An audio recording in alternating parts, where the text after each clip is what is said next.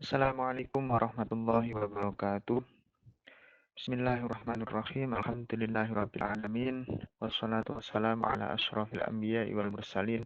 Sayyidina wa maulana Muhammadin wa ala alihi wa sahbihi ajma'in amma ba'du. Kita lanjutkan materi mengenai waris. Setelah beberapa pekan yang lalu kita telah membahas ketentuan-ketentuan umum mengenai warisan, apa saja yang bisa menyebabkan waris. Kemudian telah saya kirim kemarin file mengenai bagian-bagian ahli waris dan juga ahli waris siapa saja yang terhalangi atau terhijab oleh ahli waris lain. Dan hari ini kita akan mempraktikkan itu semua. Kita akan menghitung warisan. Ada 3 materi pokok yang akan kita bahas hari ini. Pertama, apa saja yang perlu dilakukan sebelum membagi warisan terhadap harta si mayit. Terus bagaimana cara menetapkan ahli waris? Jadi nanti ada ahli waris yang berhak mendapatkan warisan, ada juga ahli waris yang tidak berhak mendapatkan warisan atau istilahnya terhijab. Nah, hajib tadi. Hajib dan mahjub dalam tabel yang kemarin saya kirim. Terus yang ketiga, bagaimana cara membagi harta warisan kepada para ahli waris yang berhak atas warisan tersebut. Oke, kita langsung yang pertama mengenai apa saja yang perlu diperhatikan sebelum membagi warisan. Pertama adalah biaya perawatan jenazah. Jadi ketika seorang meninggal, kemudian meninggalkan beberapa harta, nah harta tersebut pertama dimanfaatkan untuk penggali kubur, terus biaya kain kafan, dan lain-lain yang semua itu berkaitan dengan jenazah. Terus yang perlu diperhatikan juga pelunasan hutang piutang. Ini sangat penting diperhatikan oleh ahli waris. Bahkan Nabi Muhammad pernah dalam suatu ketika menolak untuk mensolati orang yang masih punya hutang. Nah, hutang ini ada 2 macam. Pertama, hutang kepada Allah berupa zakat, kafarot, dan lain sebagainya. Terus ada juga hutang kepada manusia. Nah, berapapun jumlahnya hendaknya dilunasi oleh sang ahli waris. Terus yang ketiga adalah pelaksanaan wasiat. Nah, wasiat ini umumnya diberikan kepada orang-orang yang tidak termasuk dalam ahli waris. Jadi ketika ada orang yang tidak masuk ahli waris, tapi orang tersebut disenangi oleh si mayit ketika masih hidup. Nah, mayit ingin memberikan sebagian hartanya. Nah, itu bisa dilakukan dengan jalan wasiat ketika dia masih hidup. Ketentuannya, harta yang diberikan tidak boleh melebihi dari sepertiga dari harta yang ditinggalkan. Nah, kalau melebihi sepertiga, nanti kasihan ahli warisnya, tidak dapat apa-apa. Terus selanjutnya, setelah kewajiban-kewajiban tersebut dilaksanakan, dituntaskan, nah sekarang kita melangkah ke warisan. Langkah yang pertama adalah menetapkan ahli waris. Siapa saja yang nantinya termasuk ahli waris. Langkah-langkahnya pertama, identifikasi semua ahli waris. Kita langsung saja ke contohnya. Seumpamanya si mayit meninggalkan ahli waris sebagai berikut. Nah, ini mayitnya laki-laki, meninggalkan istri. Ya, punya istri, kemudian punya anak laki-laki. Selain itu, dia juga punya saudara laki-laki dan juga saudara perempuan, kandung. Terus punya keponakan laki-laki dari saudara laki-laki dan juga keponakan laki-laki dari saudara perempuan. Nah, keponakannya kebetulan laki-laki semua. Nah, si mayit ini ternyata juga bapak ibunya masih ada dan ditinggalkan ketika dia meninggal. Nah, kebetulan juga si mayit masih punya kakek dan nenek. Mungkin kakek neneknya usianya sudah sangat sepuh. Nah, ini apa namanya ahli waris yang ditinggalkan oleh si mayat ketika meninggal. Diidentifikasi semuanya. Terus yang kedua, identifikasi ahli waris yang terhalang karena membunuh, beda agama, dan budak. Nah, yang kedua ini sangat minim sekali. Sangat minim kejadiannya di lapangan. Nah, seumpamanya kita contohkan saja, si mayit ini meninggal karena sakit. Jadi tidak ada yang membunuh, tidak ada ahli warisnya yang beda agama, kebetulan Islam semua, dan juga tidak ada ahli warisnya yang menjadi budak. Nah, terus yang ketiga, identifikasi ahli waris yang terhalang oleh ahli waris lainnya yang lebih dekat. Nah, seperti telah saya sampaikan pekan lalu, bahwa ada ahli waris yang dekat dan ada ahli waris yang jauh. Nah, ahli waris yang dekat ini memungkinkan untuk menghalangi ahli waris lain yang jauh. Nah, ahli waris yang tidak mungkin terhalangi dan selalu dapat itu ada ayah, ibu, istri, anak laki-laki. Ini tidak mungkin terhalangi oleh yang lainnya. Jadi pasti dapat. Nah, yang kakek, nenek, saudara laki-laki, saudara perempuan, terus anak laki-laki, anak laki-laki lagi dari saudara perempuan ini bagaimana? Kita lihat di tabelnya. Pertama kakek dulu, kakek dari ayah. Nah, kakek dari ayah ini ketika ada ayah, ini akan terhalangi. Maka sang kakek gugur dari ahli waris. Karena dalam tabel ini disebutkan kakek itu terhalangi oleh ayah. Kebetulan ayahnya si mayit masih ada. Kalau seumpamanya ayahnya si mayit tidak ada, maka kakek bisa jadi dapat harta warisan.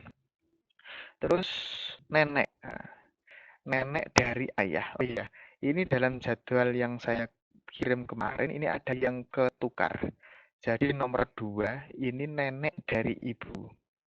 Yang bertiga nenek dari ayah. Nah, yang saya kirimkan kemarin kebalik.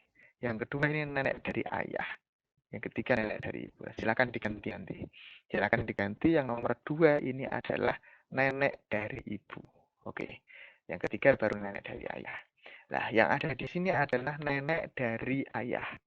Nenek dari ayah terhalang oleh, nah, jadwalnya di sini, terhalang oleh ibu dan juga ayah. Kebetulan dua-duanya ada. Maka nenek ini terhijab. Nah, tidak dapat warisan. Karena masih ada ayah, masih ada ibu. Terus kemudian istri. Ya, ayah ibu otomatis dapat ya. Istri juga. Istri ini tidak mungkin terhijab atau terhalangi oleh ahli waris lain. Nah, sekarang saudara laki-laki ya, saudara laki-laki kandung. Nah, ini terhalangi oleh anak laki-laki, cucu laki-laki dari anak laki-laki dan juga ayah. Nah, di sini kasusnya ada anak laki-laki. Otomatis si saudara laki-laki juga terhalang dari warisan. Kalau saudara perempuan di sini nomor 6, saudara perempuan kandung, ini juga terhalang oleh anak laki-laki. Nah, maka saudara perempuan juga terhapus dari ahli waris, tidak berhak mendapatkan harta warisan dari si mayat karena ada anak laki-laki di sini. Oke. Nah, untuk anak laki-laki kan anak laki-laki dari saudara laki-laki kandung, anak laki-laki saudara laki-laki kandung. Nah, ini juga terhijab oleh anak laki-laki. Ya, begitu juga dengan anak laki-laki perempuan ini tidak masuk di sini. Ini juga otomatis terhijab. Jadi ahli warisnya tinggal menyisakan ayah, ibu, istri, dan juga anak laki-laki. Oke, begitu langkahnya ya. Jadi pertama diidentifikasi semuanya. Baru kemudian dicoret yang terhalangi oleh ahli waris yang dekat. Oke, lanjut. Sekarang ketika sudah ditemukan ahli waris yang berhak untuk mendapatkan, langkah selanjutnya adalah menentukan bagian ahli waris. Pertama, bagiannya istri dulu. Nah, dalam tabel dilihat istri ini nomor 2, bagian istri ini ada 2 pilihan. Pertama 1/4 dan juga kedua 1/8. 1/4 jika tidak ada anak atau cucu dari anak laki-laki. Namun kasusnya di sini ada anak laki-laki. Maka sang istri dapatnya 1/8 karena memang ada anak laki-laki. Nah, itu bagiannya si istri. Terus selanjutnya anak laki-laki ya. Anak laki-laki ini tidak ada bagiannya. Jadi dalam ilmu warisan anak laki-laki itu bagiannya adalah asobah. Selalu asobah. Selalu mendapatkan sisa. Jadi tidak ada ukurannya. 1/8, setengah, 1/6 tidak ada. Jadi selalu asobah. Namun asobahnya anak laki-laki ini pada akhirnya akan mendapat yang paling banyak. Nah, terus kemudian ayah. Ayah di sini ada pilihannya 1/6 dan juga asobah. 1/6 ketentuannya jika bersama dengan anak laki-laki. Kalau asobah jika ada anak perempuan. Kebetulan di sini tidak ada anak perempuan, adanya anak laki-laki. maka sang ayah dapat 1/6. Nah, keterangannya karena ada anak laki-lakinya. Terus si ibu ada 2 pilihan, 1/6 dan juga 1/3.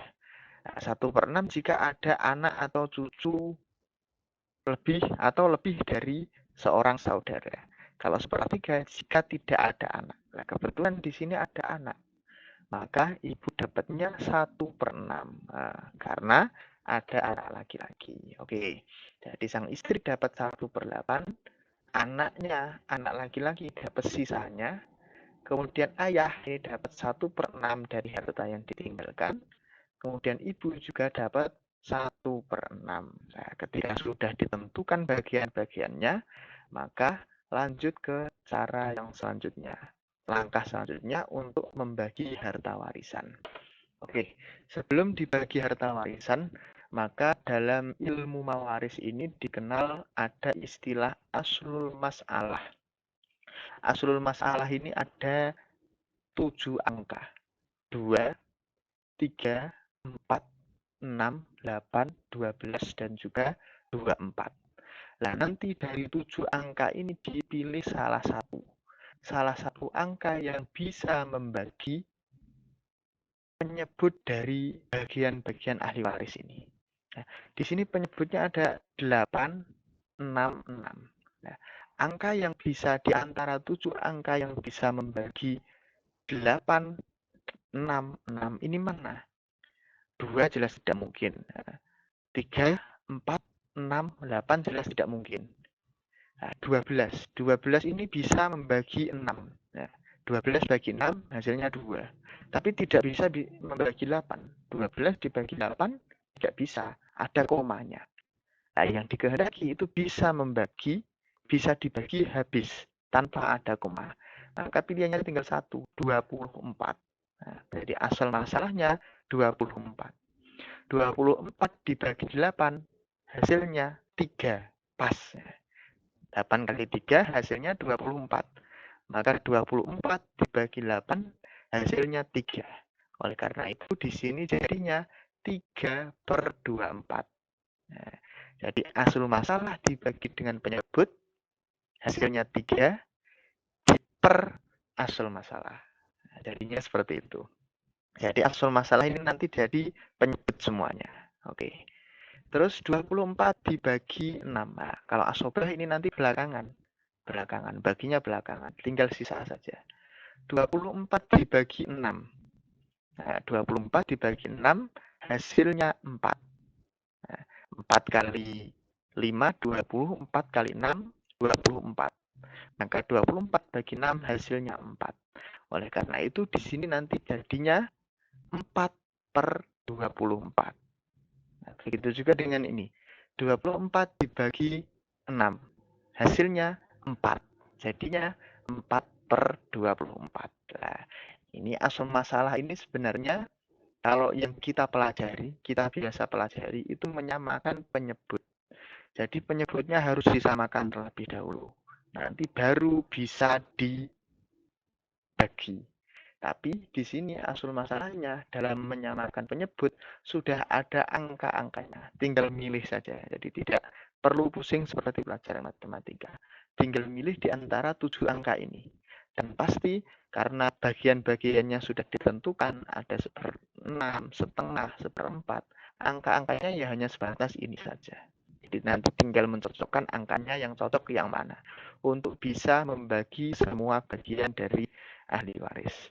Oke, kalau sudah seperti ini maka kemudian harta warisan bisa dibagi. Contoh, seorang mayit tadi meninggalkan harta warisan sebesar 240 juta. Nah, bagiannya si istri berapa?